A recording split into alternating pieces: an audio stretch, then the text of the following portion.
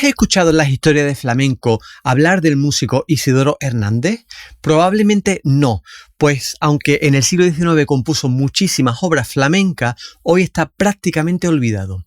En el episodio 57 del podcast Sonidos Olvidados del Flamenco recordaremos la figura de Isidoro Hernández, repasaremos los poquitos datos que nos han llegado de su vida y escucharemos algunas de sus composiciones flamencas.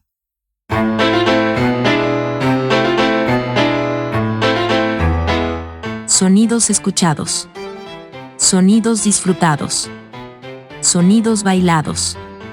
Sonidos relegados hoy al olvido. Pero es posible hacer algo por ellos. Hagamos memoria.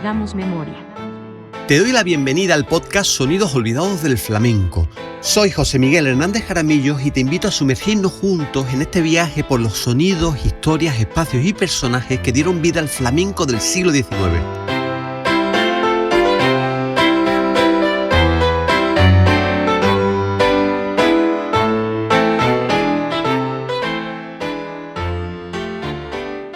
Hola, ¿qué tal estás? Te doy la bienvenida a un nuevo episodio de Sonidos Olvidados del Flamenco, que ya alcanza su número 57. Y quiero agradecerte y agradeceros por esta comunidad que va creciendo cada vez más alrededor de todo el mundo, especialmente aquellas personas que me estáis dejando algunos mensajes muy bonitos. Bueno, recordad que este programa lo podéis seguir y suscribiros gratuitamente en plataformas como Spotify, Apple Music, iVoox o en nuestro canal de YouTube Sonidos Olvidados en Musicología Creativa, donde además puedes verme. Hoy vamos a adentrarnos en la vida de una figura fascinante pero inexplicablemente olvidada. Isidoro Hernández fue un músico, compositor y director de orquesta del que probablemente no encontrarás su nombre en los libros de flamenco a pesar de su enorme contribución a este arte en sus primeros años. Lo más sorprendente es que pese a su prolífica obra no hemos podido encontrar ni una sola imagen suya, ni una fotografía, ni un grabado, ni nada. Algo realmente inusual para alguien que tuvo mucha relevancia en su época. Además de esta, su vida está llena de interrogantes. La primera, su lugar de nacimiento. Algunas personas consideran que era paisano mío, de Sevilla. Parece ser que realmente nació en Cádiz. Y era probablemente hijo de Manuel Hernández, un director de la Banda del Hospicio y músico del Teatro Principal de Cádiz. Otra incógnita es su fecha de nacimiento. Aunque se asume que nació en 1847, tiene algunas obras musicales publicadas ya en 1859, o sea, las debió componer con 12-13 años. Es posible, pero la verdad es que es un poco extraño que editores como Casimiro Martín publicaran obras de un niño de esa edad. Por lo que me atrevo a pensar que su fecha de nacimiento es algo anterior a ese año de 1847. Desconocemos si desarrolló su actividad musical en su tierra andaluza. Lo que sí sabemos es que en la década de 1870-1880 desarrolla esta actividad profesional en Madrid, donde compone varias decenas de zarzuelas.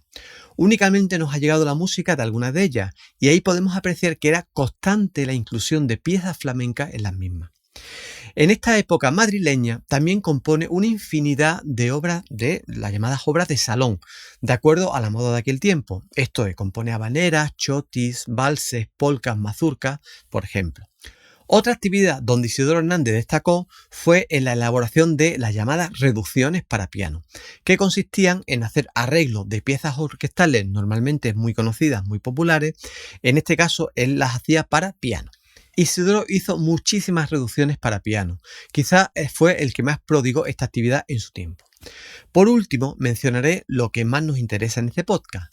Isidoro Hernández compuso muchísimas canciones andaluzas, canciones flamencas o directamente piezas instrumentales o para canto y piano de palos flamencos, de los palos flamencos más de moda en aquellos años. Muchas de estas piezas las publicó en una serie de colecciones y aquí tengo un ejemplar de quizás la primera colección de piezas andaluzas que realiza.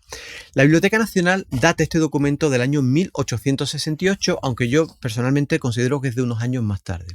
Se titula Tradiciones populares andaluzas, álbum de los cantares más característicos de aquellas provincias meridionales para piano. Y consta de un total de 10 piezas andaluzas, algunas de ellas consideradas ya flamencas en aquellos tiempos, entre las que están la soleá, la caña, la malagueña, el fandango, las playeras, subtituladas Cantes Gitanos, y la que estamos escuchando, que es esta que tengo aquí, que son una petenera. Este documento es de mi colección particular. Es una de las primeras peteneras españolas que se publican en partitura y es una obra increíble. Vamos a escuchar un poquito.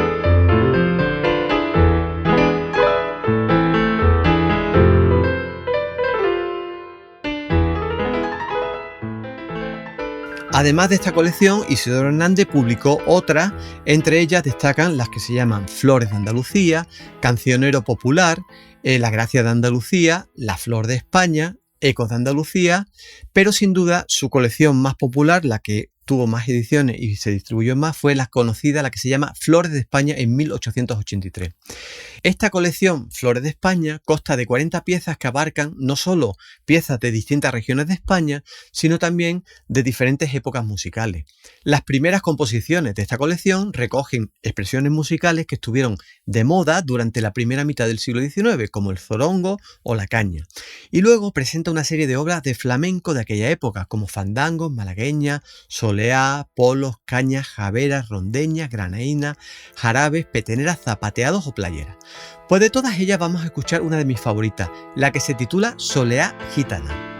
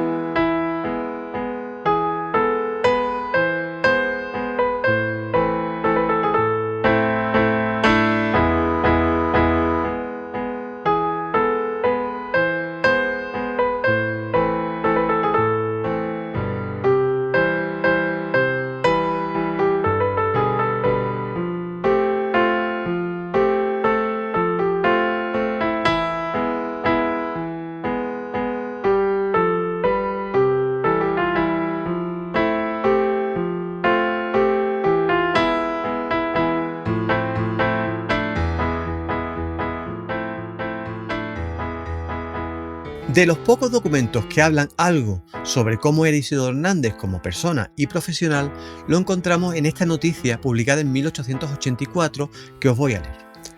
Del maestro don Isidoro Hernández no podemos decir nada nuevo. El público le conoce hace muchos años y le hacen contar sus obras por otros tantos éxitos. Las condiciones de su música, que merecerían un artículo aparte si dispusiéramos de espacio para ello, se traducen en una venta constante en los almacenes de Zozaya. Los maestros compositores, compañeros y amigos suyos que le confían sus arreglos de sus obras, le estiman y le quieren sinceramente.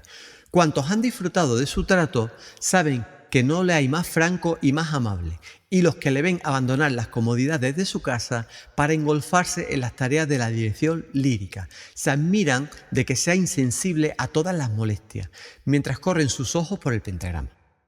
Bueno, por último vamos a escuchar un fragmento de las granadinas que también aparecen en esta colección Flores de España. Como podrás apreciar ahora cuando la escuchemos, la granadina o granaína de esa época tiene muchas similitudes con la malagueña también de aquella época, sobre todo en la parte instrumental, aunque también tenía sus particularidades. Pues vamos a escuchar esta obra, a ver si te gusta.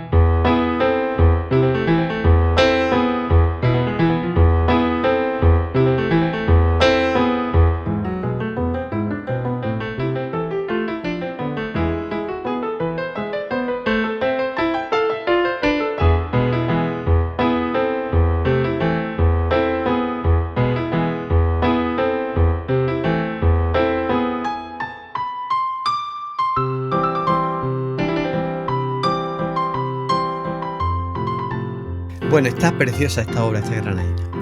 De la vida de Isidoro Hernández, una de las pocas certezas que conservamos es su fallecimiento. Falleció en octubre de 1888 en Sevilla. En los últimos meses, el compositor se había establecido en Sevilla, donde ocupaba importantes cargos musicales. Era, por ejemplo, el director de la compañía de teatro del Duque, en la Plaza del Duque, y el maestro y director de la orquesta del Teatro Cervantes, en el actual Cine Cervantes, en la calle Trajano. Pese a que tuvo una gran popularidad como compositor en Madrid, los periódicos de esta capital se hicieron eco de su fallecimiento con una escueta nota que decía lo siguiente: ha fallecido en Sevilla el maestro compositor don Isidoro Hernández, autor de un gran número de zarzuelas del repertorio moderno. Pues esperemos que con el paso del tiempo vayan apareciendo más datos sobre la vida de este genial compositor andaluz, como digo, muy injustamente olvidado. Y ahora te pregunto a ti, ¿conocías a Isidoro Hernández? ¿Habías escuchado alguna de sus obras antes? Probablemente no, porque que yo sepa, muy pocas de sus obras han sido grabadas y la mayoría de ellas pertenecen aún a esa legión de sonidos olvidados que desde este proyecto estamos intentando que no lo sean más.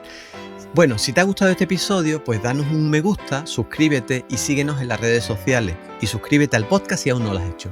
Te espero por aquí de nuevo el primer viernes de junio.